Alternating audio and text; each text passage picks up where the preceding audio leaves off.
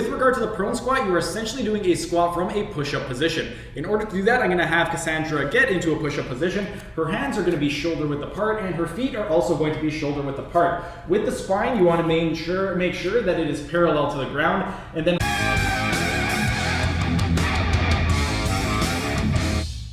Hey everyone, Steven here from Team Euphoric, and today I'm going to be teaching you how to squat by showing you some squat regressions. Specifically, today I'm going to be teaching you the prone squat. The squat is one of the best exercises that you can perform, and it's a movement pattern that you perform on a daily basis. Every single time you go to stand up or sit down, you are squatting. Every single time you go to drop the Browns off at the Super Bowl, you are squatting.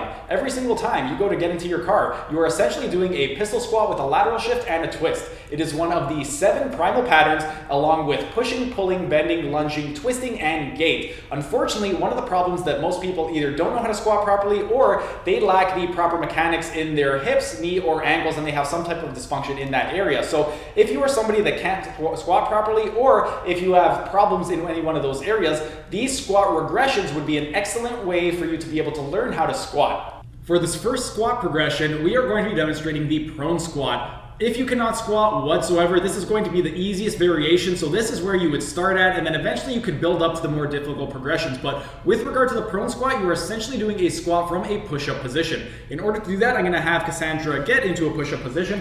Her hands are going to be shoulder width apart, and her feet are also going to be shoulder width apart. With the spine, you want to make sure that it is parallel to the ground, and then from this position over here, you're going to maintain retroversion of the pelvis, so tuck your pelvis underneath you. And then you also want to tuck the chin in and push the crown of the head away. Now, what Cassandra is going to do is she's going to keep her arms extended, and she's going to hinge back and squat down onto her calves. You want to be able to do this without letting your knees touch the floor. She's going to do a few more repetitions and come back to the start. Try to maintain parallel to the ground the entire time, so you don't want your butt to shift too high up.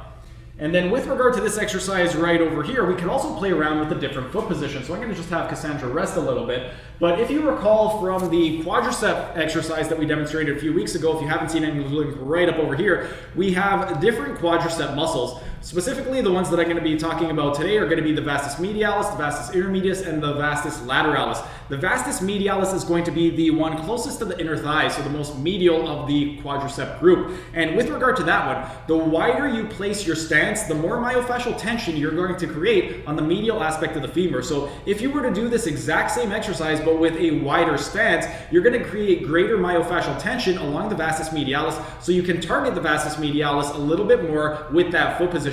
Another thing worth noting is as you get wider with your foot position, it is also going to be a little bit easier because your base of support is going to be a lot wider. And the wider your base of support, the more stable you are going to be. So I'm going to have Cassandra now demonstrate the version where you're focusing a little bit more on the Vastus medialis. She's going to place her feet a little bit wider apart, so outside of her shoulder width, even a little bit more, spread them out a little more, perfect. Keep your butt down, so you want to get parallel to the ground, shift your hips forward, yeah. And now from this position, same thing, retroversion of the pelvis, keep the chin tucked in. So try not to extend the neck, keep that chin tucked in, perfect. And you're going to squat down onto your calves. You want to try and squat down as far back into your calves as you can. And the other thing worth noting is when you get to the top of the position, you want to be able to maintain that retroversion of the pelvis. You don't want to be able to lose that. But this right here is targeting more the Vastus medialis. Now, I'm going to have Cassandra just rest a little bit. If we wanted to target the Vastus lateralis, what happens is we are going to place the feet together. When we put the feet together, it's going to create a little bit more myofascial tension on the lateral aspect of the femur. And by creating greater myofascial tension on the lateral aspect, we are going to be targeting a little bit more the Vastus lateralis. Another thing worth noting with this variation is when your feet are closer together, your base of support is going to be a lot more narrow. And because you have a more narrow base of support, you're going to be a lot less stable, so you're going to need a lot more core activation. So aside from targeting the Vastus lateralis, you're also going to be getting a lot more core recruitment. So I'm just going to have Cassandra get on the floor again, and we are going to be performing the exact same exercise. This time, her feet are going to be together. So she's going to just bring them together, keep your butt down so your back is parallel to the ground, a little higher. Come up a little bit more, perfect. Hold that position, keep the chin tucked in, and you are going to do the exact same thing. So she's going to squat down onto her calves and then come back to the starting position.